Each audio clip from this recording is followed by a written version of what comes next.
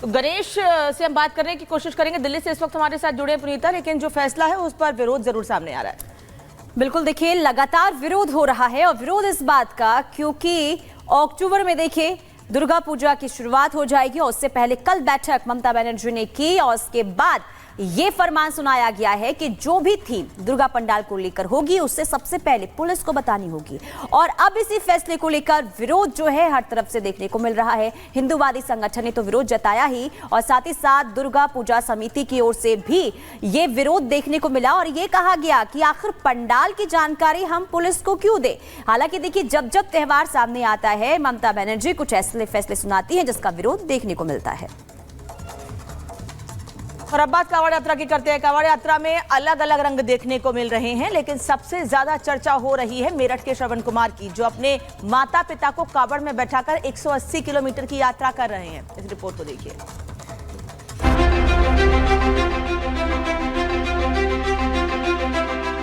आज जब दुनिया अंधी होकर शोहरत और दौलत के पीछे भाग रही है, तो वहीं वृद्धाश्रम में बेसहारा बुजुर्गों की संख्या बढ़ रही है।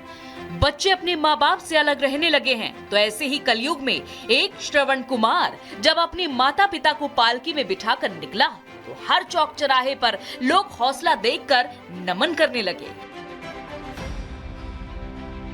वैसे तो श्रवण कुमार की कहानी आपने जरूर सुनी ही होगी, लेकिन आज हम आपको ऐसे ही कलयुग के एक श्रवण कुमार से मिलाएंगे जो अपने बूढ़े माता पिता को कंधों पर बैठाकर सैकड़ों किलोमीटर की कांवड़ यात्रा कर रहा है। एक कंधे पर माँ और दूसरे कंधे पर पिता। भक्ति की ये अनोखी मिसाल जिसने भी देखी वो देखता ही रह गया। एक बेटी की माँ के लिए तप, तपस्या और विश्वास की कहानी जिसने देखी उसकी आंखें भर गई, कदम कांपते रहे, हौसला डगमगाता रहा, लेकिन बेटा माँ बाप को कंधे पर लेकर चलता रहा। तस्वीरें मेरठ जनपद के शिव भक्त बिट्टू की है, जो अपने माता पिता को कावड़ में बिठाकर अपनी यात्रा पूरी कर रहा है। 180 किलोमीटर पैदल चलकर हरिद्वार के हर की पैड़ी से गंगा जल लिया है। जी मेरी बस इच्छा थी माँ बाप को तीर्थ यात्रा करवाऊं। किस तरह का कोई समस्या आई? नहीं जी, कोई समस्या नहीं आई जी, और मुझे खुशी है, मेरे माँ बाप को भी खुशी है जी। क्या कोई बोल कबूल की थी? नहीं जी।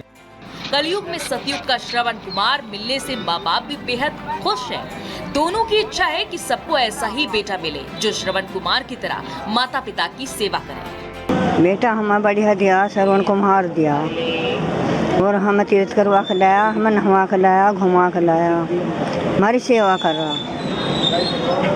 सबके ऐसा ही पैदा हो बेटे जो अपने माँ बाप की सेवा करे। सबको घर घर ऐसे बेटा देवे श्रवण, सबको यात्रा करवावे। वैसे तो हर साल की कांवड़ यात्रा में भक्ति के अलग अलग रंग देखने को मिलते हैं, लेकिन भगवान शिव के साथ अपने माता पिता के लिए तपस्या की ऐसी तस्वीरें कलयुग में दिखना अपने आप में बड़ी बात है। Bureau report, republic Bharat. और चलिए खबरों में आगे बढ़ते हैं और खबर आपको बताएंगे उत्तर प्रदेश के आगरा से, जहां पर ताजमहल घूमते हुए एक कैदी नजर आया। दरअसल खबर है हिमाचल प्रदेश पुलिस से जुड़ी हुई। यहां पर हिमाचल प्रदेश पुलिस कैदी को ताजमहल घुमाते हुए नजर आई। 1 मिनट की इस रिपोर्ट के जरिए आपको वीडियो दिखाते हैं जो कि सोशल मीडिया पर जमकर वायरल हो रही है।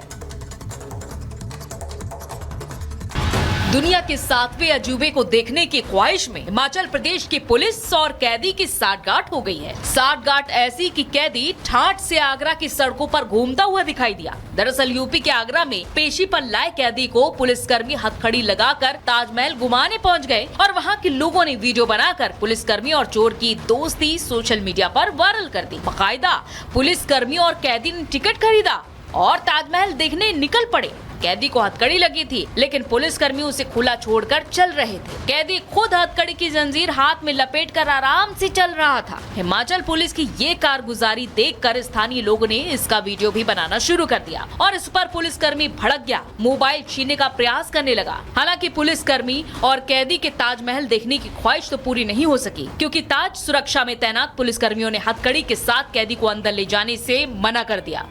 इसके बाद पुलिसकर्मी बैरंग वापस लौट गए।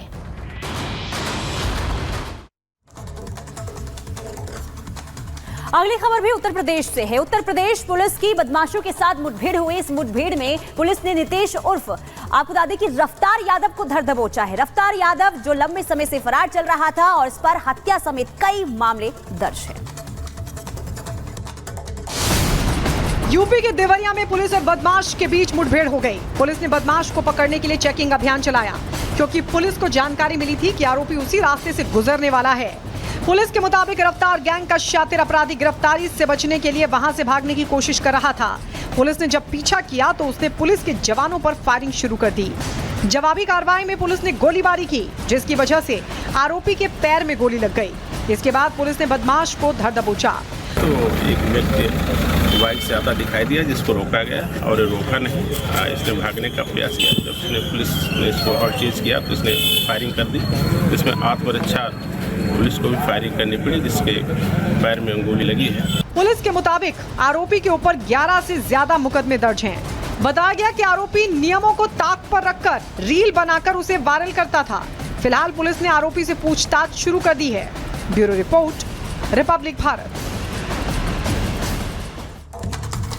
उत्तर प्रदेश के फतेहपुर से खबर आपको बता रहे हैं, जहां एक शख्स को सोते जागते उठते बैठते हर वक्त सिर्फ सांप नजर आता है। दरअसल ये वही शख्स है जिसने कहा था कि उसको सांप ने कई बार काटा है और सपने में सांप ने आकर कहा है कि आगे और भी काटेगा। हालांकि अब कुछ अलग बात सामने आ रही है। दरअसल एक्सपर्ट्स का कहना है कि इस शख्स को स्नेक फोबिया है।